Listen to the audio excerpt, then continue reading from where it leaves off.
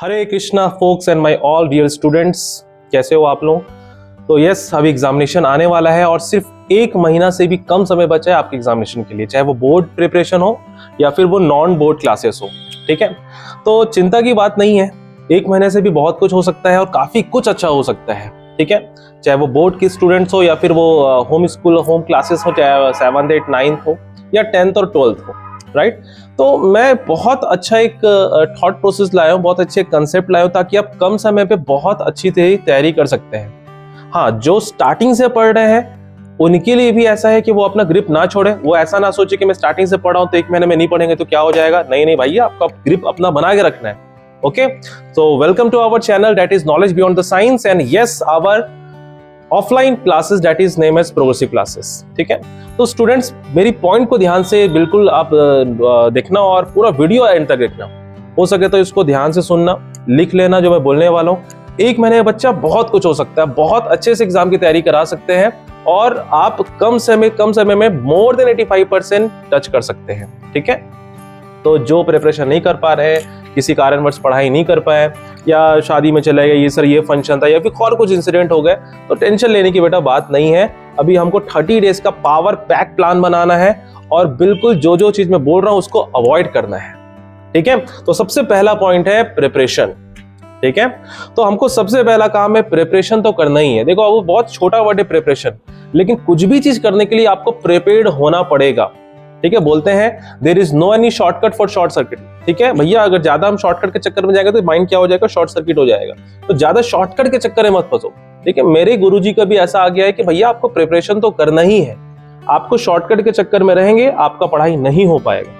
ठीक है, तो आपको एक पूरा एक पावर पैक टाइम बना के बैठना है। अभी तो स्कूल भी सबके लगभग बंद होने वाले हैं, तो सुबह से लेके रात भर का पूरा आपको पावर पैक प्लान बनाना है, उस पर अपना काम करना है। तो शॉर्टकट के चक्कर पे मत जाना, प्रिपरेशन करना ही करना है। आपको मन को मारना ही पड़ेगा, आपको मन को डिस्ट्रैक्ट होने से बचाना ही पड़ेगा, क्योंकि आपके पास कुछ ऑप्शन नहीं बाबू।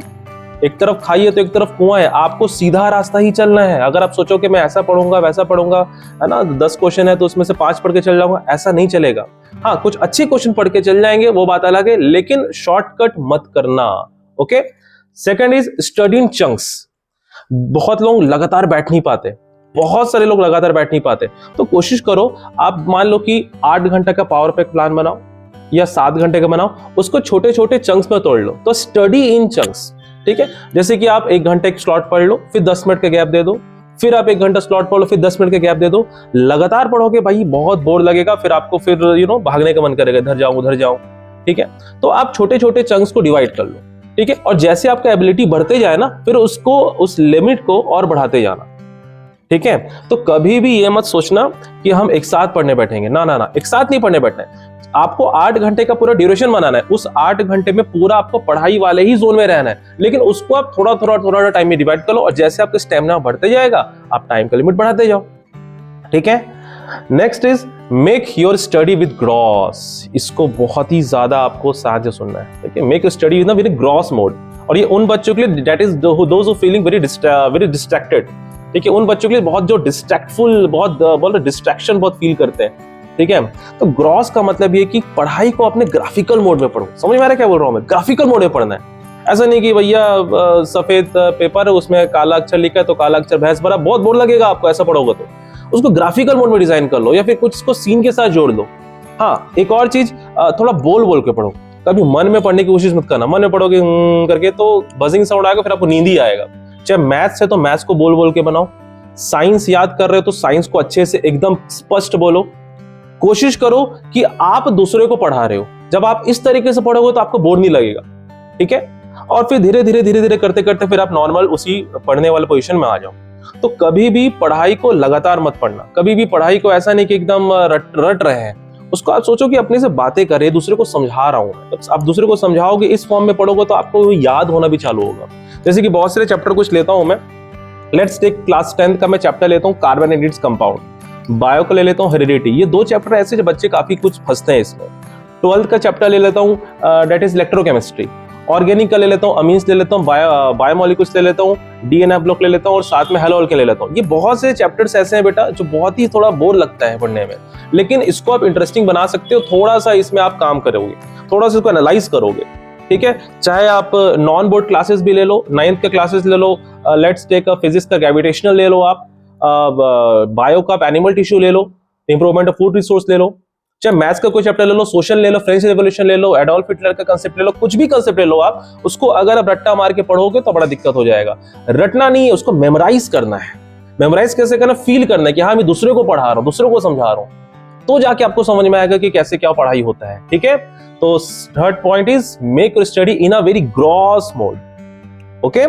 नेक्स्ट, और बहुत जरूरी है, ये तो सबके लिए जरूरी है, कोई भी हो, चाहे वो कोई कॉलेज स्टूडेंट हो या स्कूल स्टूडेंट, कोई भी हो, भैया स्टे अवे फ्रॉम मोबाइल। सबसे बड़ा घातक दुश्मन है आपका। अभी भी अगर ये 1 महीना टाइम बचा आपके एग्जाम में, अभी भी अगर आप फोन यूज कर रहे हो और फोन में आप तरह तरह का जो भी स्नैपचैट, फ्री फायर, ये सब अगर चल रहा है, तो भैया उल्टी गिनती चालू है आपकी। इसको जितना जल्दी हो सके रिमूव करना है।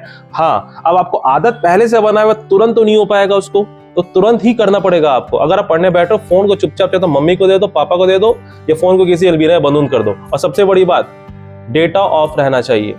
अगर आपका डेटा ऑन है और पढ़ाई कर रहे हो, उस बीच में नोटिफिकेशन आए, आपका माइंड तुरंत वहां पे जाएगा। और मानो ना मानो, फोन एक बहुत बड़ा साधन है। हालांकि ये भी बात मानता हूं, आप ये सुन भी रहे हो तो फोन के मीडियम से सुन रहे हो, आई नो डैट, आप लोग बहुत स्मार्ट हो चुके हो। तो भैया आज के टाइम में फोन स्मार्ट हो चुका है, लेकिन बच्चे भोंदू हो चुके हैं, ठीक है।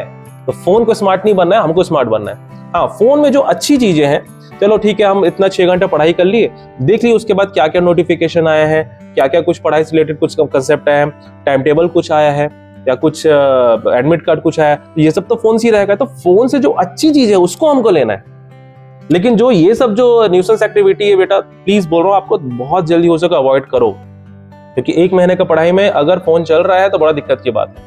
हाँ, कभी कभार थोड़ा सा आप ऑनलाइन स्टडी का भी फॉर्मेट ले सकते हैं, ऑनलाइन पढ़ाई का भी थोड़ा हेल्प ले सकते हैं, जैसे कि थ्योरेटिकल चीजें उसकी बात कर रहा हूँ, बट मैथ साइंस तो आपको खुद से पढ़ना है। जो भी आपके टीचर पढ़ा रहे हैं, मेरे भी क्लासेस है, प्रोग्रेसिव क्लासेस, उसमें भी काफी बच्चे पढ़ रहे हैं, ठीक है। तो उससे आपको हेल्प लेना, उनसे आपको हेल्प लेना, आपके गुरु से हेल्प लेना है, बेसिकली मैथ्स और साइंस का।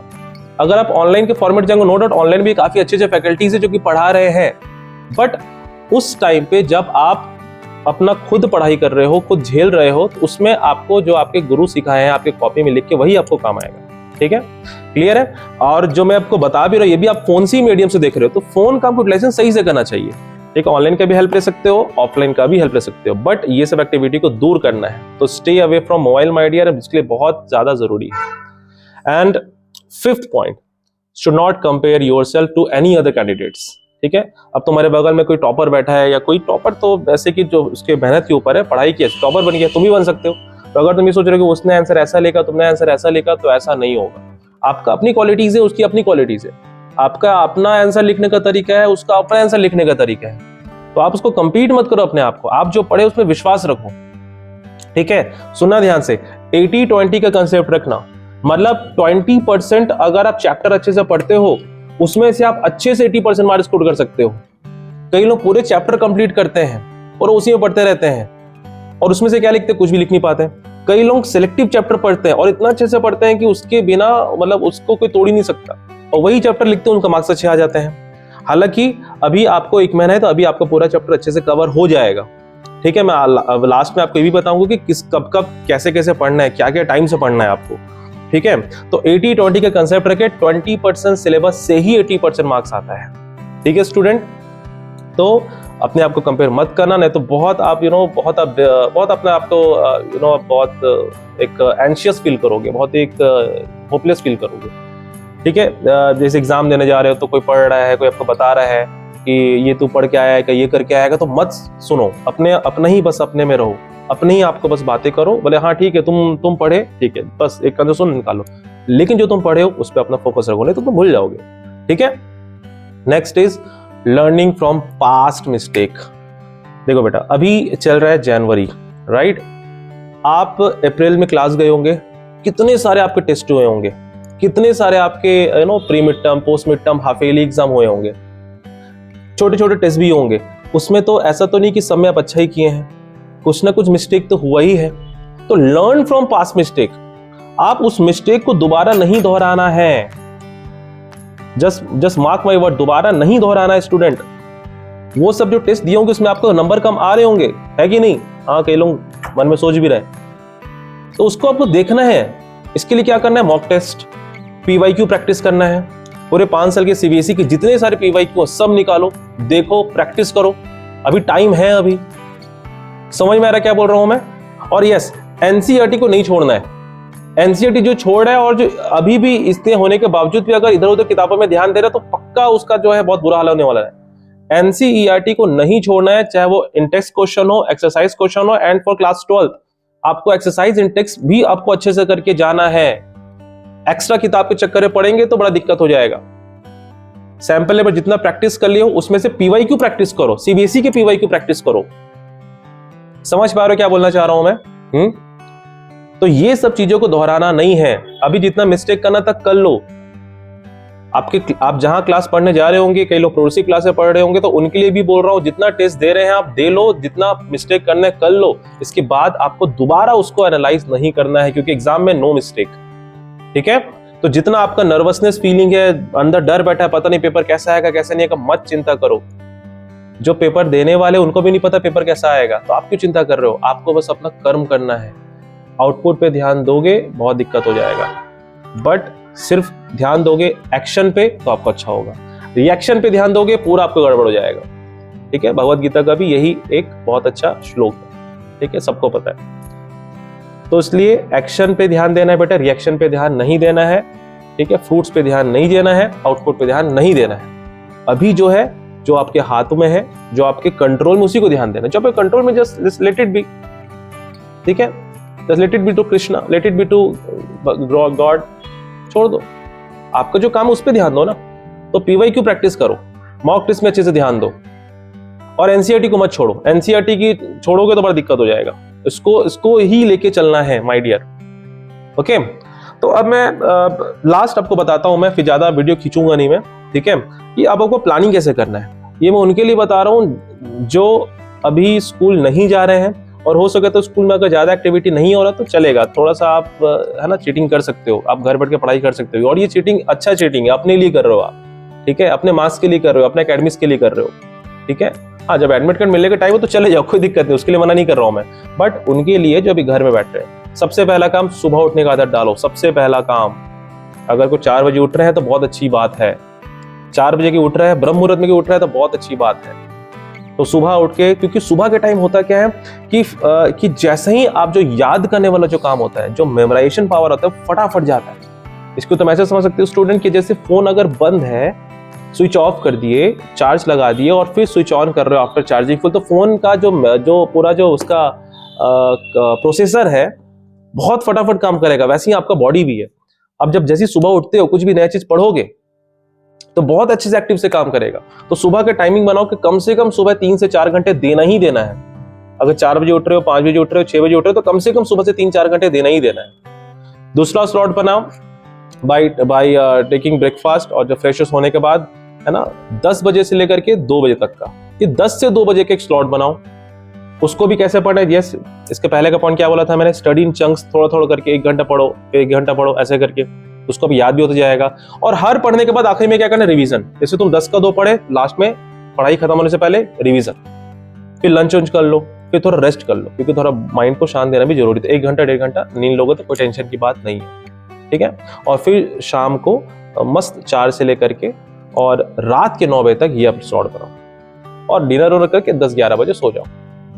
एग्जाम जब आएगा तो ध्यान से, एग्जाम जब आएगा उसके 1 दिन पहले कोई भी लेट नाइट पढ़ाई नहीं करेगा। मैं फिर से बोल रहा हूँ, कोई लेट नाइट जब पढ़ाई करोगे बहुत दिक्कत हो जाएगा। एग्जाम है उस दिन आपको जल्दी सोना है, जो भी रिवीजन करना है आपको 10 बजे से पहले कर लो, और एग्जाम वाले दिन में आपको सुबह जल्दी उठना है।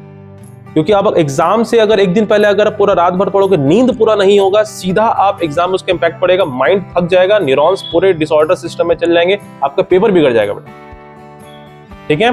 तो एग्जाम से 1 दिन पहले जो भी रिवीजन करना है कर लो। ठीक है? और जब एग्जाम देने जाओ तो टेंशन लेने की बात नहीं है। जितना पढ़े हो उसको, जो भी कॉपी किताब है उसको घर पे ही छोड़ दो। आपके हाथों में सिर्फ पेन, पेंसिल, इरेजर, जो भी स्टेशनरी एसेसरीज वही रहने चाहिए। और कोई दोस्त अगर बोल रहा है कि तू ये पढ़ के आया, तो ये क्वेश्चन पढ़ा, ये क्वेश्चन, मत ध्यान दो। आप जो भी जैसे जाते हो, बस से जाते हो या पापा छोड़ते हैं, मम्मी छोड़ती है, जैसे भी जाते हो आप, ठीक है, तो साथ में जाओ, आराम से पेपर। तो हाँ, एग्जाम हॉल से निकलोगे तो भी अपना जो भी है, अपना पढ़ाई, जो भी डिस्कशन दोस्तों से करते रहना। ठीक है। तो ये 1 महीने का स्लॉट है बेटा, इसको चुपचाप अपना फॉलो करो, अच्छे से काम करो इस पे और ज्यादा टेंशन मत लो, ठीक है। Trust Krishna, trust God, trust mummy papa, उनका आशीर्वाद आपके साथ है। आप बस अपना काम करो, रिएक्शन पे ध्यान नहीं, ठीक है। तो यहाँ पे अपना वीडियो में एंड करूंगा। चैनल को सब्सक्राइब कर लेना, ठीक है, knowledge behind the science. And yes, हमारा जो offline classes that is progressive classes, उसमें अभी कुछ ही समय बाद एडमिशन चालू हो जाएगा, उसके लिए भी आप एनरोल कर सकते हैं। नीचे दिया हमारा नंबर जो है, आप उसको कांटेक्ट कर सकते हैं और साथ में एड्रेस भी पूछ सकते हैं। जो भी डिटेल है आपको इस कांटेक्ट नंबर पे आपको पता चल जाएगा, ठीक है। हमारा गूगल मैप का चैनल भी है, वहाँ भी आप जाके एड्रेस दे सकते हैं, ठीक है। तो ये पूरा एक स्लॉट है अपने क्लासेस का और अपने चैनल का, और साथ में जो बताया हूँ मैं, इसको प्लीज ध्यान देना, ठीक है। तो मिलते हैं हम नेक्स्ट एपिसोड में, नेक्स्ट वीडियो में। और साथ में ये बोलूंगा कि टेंशन नहीं लेना है, ठीक है, ना देना है, ठीक है। चलिए, सभी को हरे कृष्णा।